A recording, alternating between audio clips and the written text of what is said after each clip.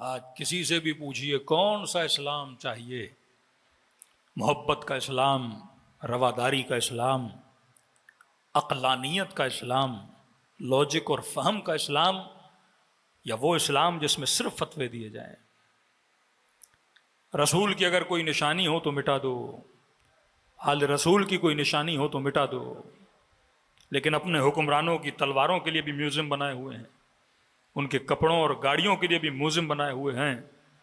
لیکن اگر دشمنی ہے تو صرف رسول سے، دشمنی ہے تو صرف آل رسول سے۔ یہ نہیں کہ قبریں صرف آل رسول کی گرائی گئیں، اصحاب رسول کی قبروں کو ڈھایا گیا۔ بقی عربی میں بقع ایک درخت کو کہتے ہیں، کانٹے دار درخت۔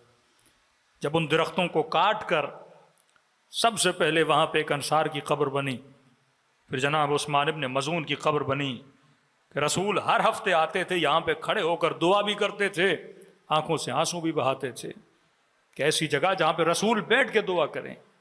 مسئلہ صرف مزارات کا نہیں ہے، مسئلہ شخصیات کی اہمیت کا ہے۔ اسلام میں ایک ٹاپک ہے شاعر اللہ، اللہ کی نشانیاں۔ اب ایک عقیدہ عقیدہ توحید ہے۔ ڈیفینیشن آف توحید کیا ہے؟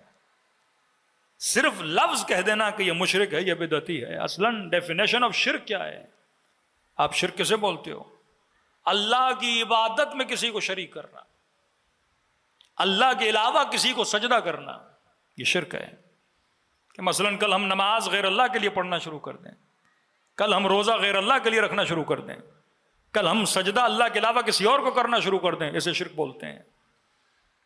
لیکن یہی مسلمان اگر عقل سے سوچے کہ عبادت کس کی؟ اللہ کی، اب وہ عبادتیں جو خدا نے مسلمان کو کرنے کے لیے کہا کہ حج مسلمان پر واجب، عمرے کے لیے مسلمان جائے، اب یہ وہ عبادت جو خدا نے کہا کہ آ کر کرو، تو مطلب اپنی عبادت میں کسی غیر کو شریک نہ ٹھہرانا، یہ خالصتاً عبادت ہے اللہ کے لیے۔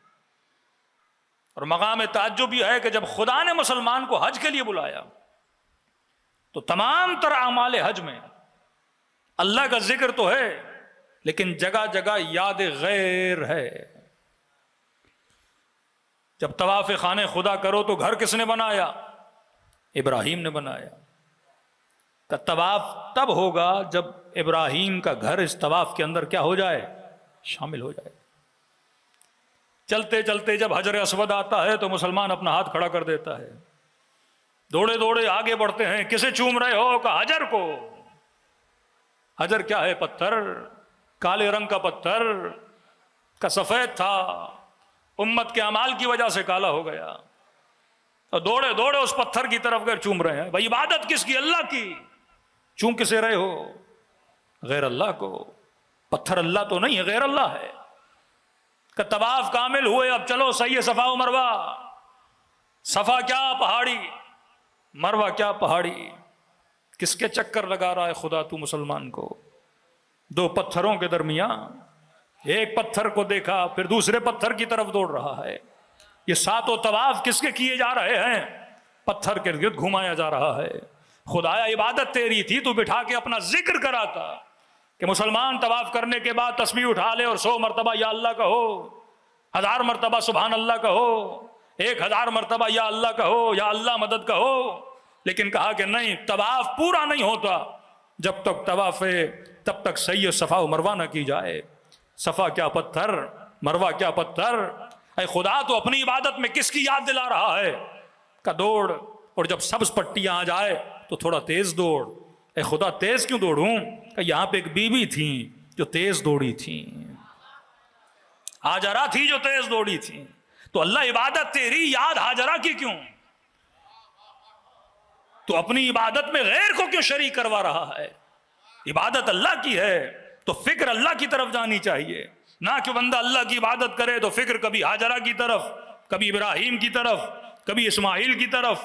یہ تو سارے غیر اللہ ہیں، اللہ تو نہیں ہے۔ کہ نہیں، ایسے دوڑو جیسے ہاجرہ دوڑی تھی۔ ارے ہزاروں سال گزر گئے، ابھی تک یاد ہاجرہ کو زندہ کیوں رکھا جا رہا ہے؟ ہزاروں سال گزر گئے، ابھی تک یاد ابراہیم کو کیوں رکھا جا رہا ہے؟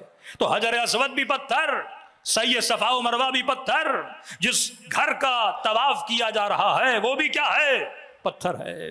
کب جب یہ کر لیا تو آؤ رجم کی طرف، کنکریاں اٹھاؤ مارو، جسے اٹھایا وہ بھی پتھر، جسے مارا جا رہا ہے،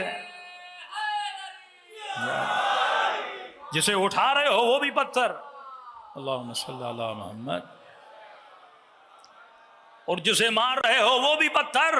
یہ تو دونوں پتھر ہیں، کعبہ پتھر کا، صفا و مروہ پتھر کے، حجر و اسود پتھر کا، ابراہیم کا گھر پتھر کا۔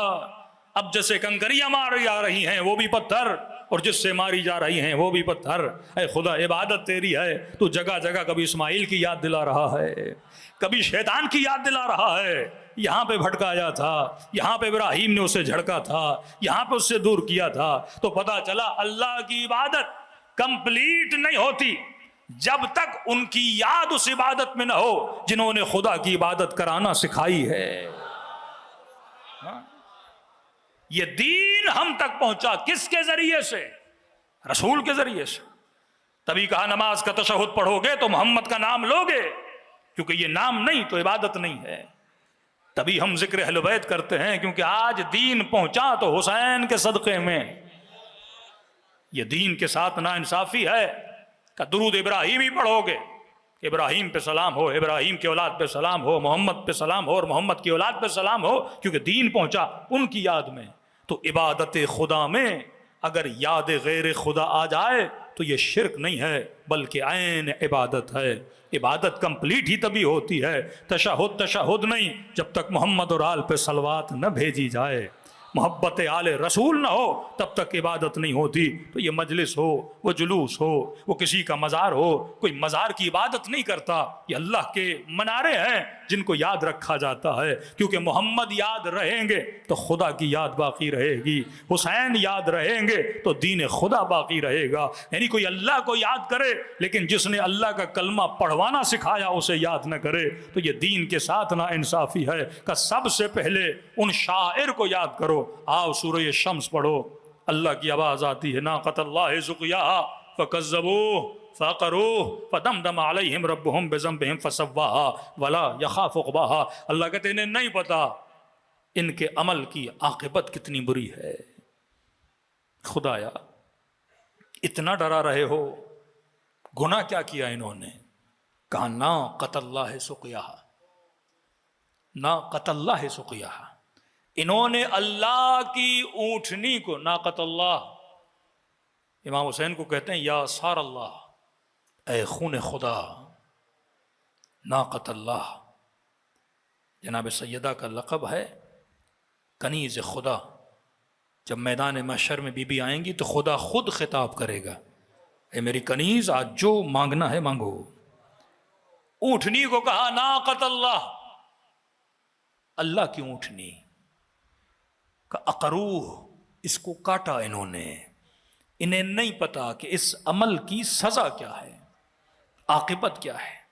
5 منٹ کے لیے مسلمان سوچے، قربانی کی عید آتی ہے، کتنی اونٹنیاں ذبح کرتے ہو، خدا جزا بھی دیتا ہے کہ یہ گوشت مجھ تک نہیں پہنچتا لیکن اس کا ثواب مجھ تک پہنچتا ہے۔ تو خدایا یہاں ہزاروں اونٹنیاں کٹ جائیں کوئی سزا نہیں، ایک اونٹنی کٹی، سورہ نازل کیا، آیتوں میں ذکر کیا کہ ان کو نہیں پتا انہوں نے کسے کاٹا ہے۔ کہا یہ جو اونٹنیاں کٹتی ہیں عام ہیں، وہ جو اونٹنی تھی وہ اللہ کی نشانی تھی، معجزہ تھا۔ رسول نشانی خدا کا نام ہے، آل رسول اللہ کی نشانی کا نام ہے، رسول معجزے پروردگار عالم ہے۔ کوئی اونٹنی کو کاٹے تو خدا غضبناک ہو، اور کوئی سیدہ کی قبر کو ڈھائے، کوئی نبی کی ازواج کی قبور کو ڈھائے، کوئی رسول کے بیٹوں کی قبروں کو ڈھائے، کیا یہ توہین نہیں ہے؟ شاعر اللہ کا مطلب جنہوں نے اللہ کے نام کو روشن کیا انہیں روشن رکھو تاکہ نسلیں یاد رکھیں کہ کون رسول تھا۔